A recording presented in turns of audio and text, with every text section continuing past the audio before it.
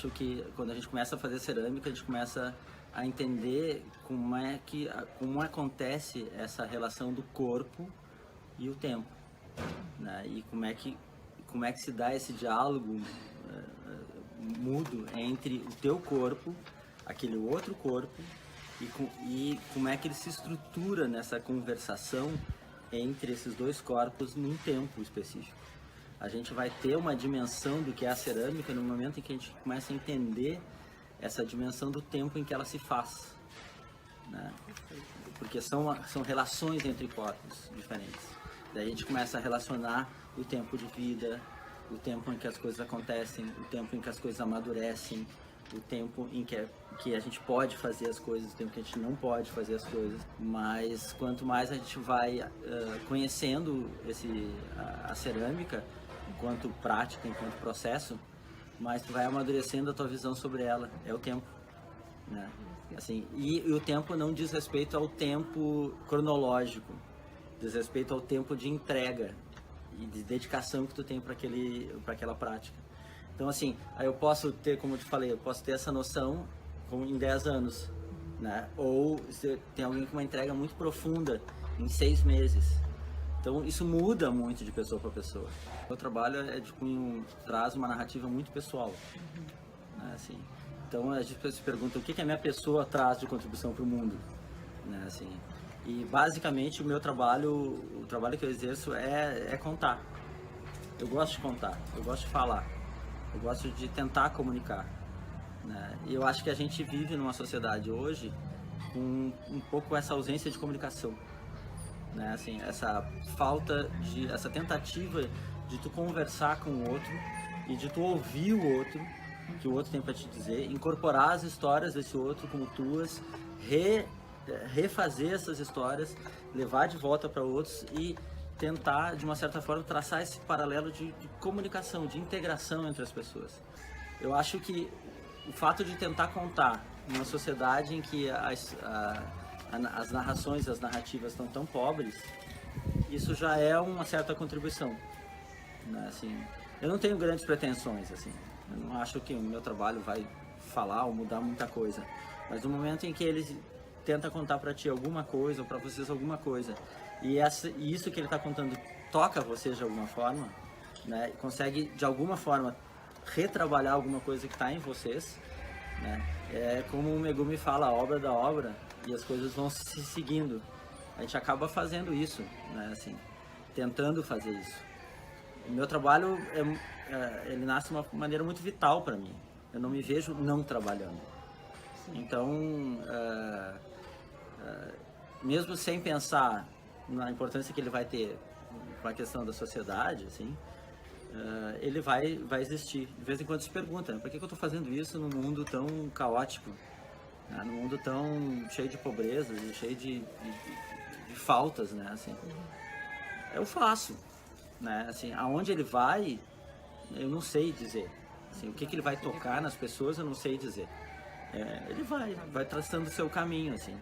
Mas só pelo fato de eu tentar contar, isso é uma forma de resistência hoje no mundo de informações muito rápidas e muito superficiais, né? Eu quero tentar chegar um pouco nessa profundidade do que é o escutar. No momento em que a pessoa parar para escutar o meu trabalho, ela vai também se escutar um pouco e por isso vai se transformar um pouco. É interessante para a gente conhecer quem nos influencia quando a gente faz um recorte, né? Eu venho de uma pesquisa de doutorado muito recente, né? Assim, e eu consegui fazer esse recorte bem determinado, o que me possibilitou estudar mais sobre eles, né? E como todo recorte, quando tu faz esse recorte de pesquisa, tu deixa muita coisa de fora, né? Assim, eu tenho essa consciência disso.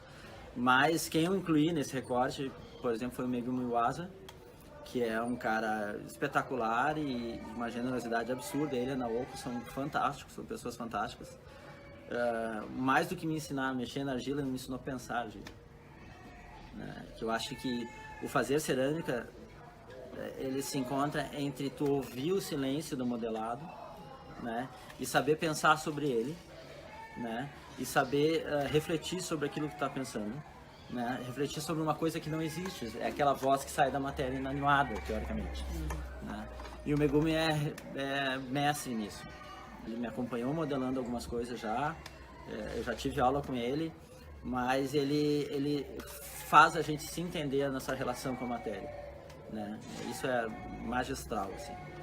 Tem uma outra pessoa que é daqui do Rio Grande do Sul, que é a Marlis Ritter, que é uma outra pessoa fantástica, no meu entender.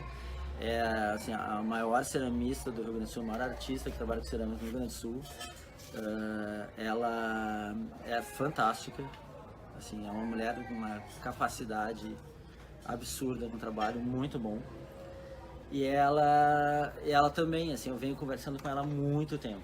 Assim, a Marlis me acompanha desde que eu sou guri. E ela incorpora o trabalho dela na vida dela. O trabalho de cerâmica dela é a vida dela. E ela é a minha grande mestra, assim, também, né, assim. Então eu tenho nos dois, junto com o Gustavo Nakli, que é um escultor que trabalha com cerâmica também, mas não é o forte dele.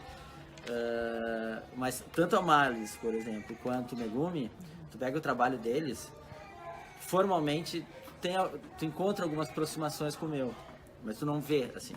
O Nakli já é mais uma questão formal mesmo, essa coisa do humor, sabe? Que é muito forte no meu trabalho. O Nakli tem também, da figuração. Então o Nakli é outra pessoa que é um artista fantástico, que trabalha basicamente figuração e que eu acompanho também desde que eu sou muito novo o trabalho dele. E a influência dele pro meu trabalho prático é muito forte, assim. Então quando eu vejo um trabalho dessas pessoas, por exemplo, a admiração que eu tenho pelo trabalho dessas pessoas é tão grande que me faz cavar um espaço vazio dentro de mim. O trabalho do Megumi me provoca. Quando eu vejo um objeto do Megumi, eu não sei explicar aquilo. Por que eu gosto daquilo se é tão diferente do meu? Por que eu gosto daquele objeto tão limpo, tão conciso, uma coisa forte, assim, direta? Por que aquilo me toca tanto? Eu não sei explicar. Eu ainda não sei explicar aquilo. Eu fui aprendendo um pouco sobre isso na medida em que eu comecei a fazer cerâmica, né? Porque eu já conhecia o trabalho dele antes de fazer cerâmica. E daí, a partir do processo de construção cerâmica, eu comecei a entender um pouco o que ele falava através das peças dele. Essa paixão pelo objeto.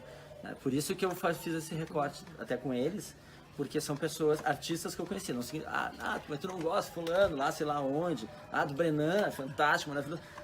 Gosto, super importante, admiro horrores, assim, mas eu não conheci ele. Talvez, se eu tivesse conhecido em algum momento, essa admiração ia transformar ia colocar ele dentro desse recorte. Ter ceramista para mim é um passo um pouco mais além do que eu sou, né? Assim, é ter essa compreensão desse diálogo que acontece com a matéria, né? Internalizar ele, né? Aceitar ele não só como um desafio, mas como um objetivo mesmo de vida, né? Assim, e conseguir descobrir e experimentar ele ainda, né? Eu não gosto de falar que eu domino a cerâmica, porque a cerâmica faz parte de uma construção de conversa, de um diálogo entre corpos, né? E se tu domina alguém, significa que tu subjuga aquela matéria. Eu não subjugo ela não está a meu domínio, eu tento escutar ela. Esse trabalho de escuta é um trabalho de atenção, é um trabalho de paixão, é um trabalho de entrega, né? E eu não estou, de novo, subjugando aquela matéria, eu estou me entregando para ela assim como ela se entrega para mim, né? E a partir dessa compreensão dessas entregas é que a gente vai ter a dimensão do que é fazer cerâmica, né? E requer muito pensar, requer muito a gente pensar sobre, né? O meu maior desafio é ser ceramista, é tentar ser ceramista. Não é que o Rodrigo está falando isso porque ele está tentando ser modesto. Eu acho que quanto mais a gente tenta conhecer alguma coisa, mais a gente sabe que a gente não sabe aquela coisa, né? E eu tento e vou atrás, e tento, e daí descubro alguma coisa legal, e vou e descubro outra coisa. Então, o desafio maior é essa experiência profunda de tentar conhecer essa matéria, né? E cada lugar, cada argila que tu pega é um outro diálogo. Então, se tu parte do princípio que não, eu sei, né? Tá aqui, eu vou modelar alguma coisa. E tu, vai pegar uma argila lá no Nordeste. O cara que mais sabe vai tomar pau.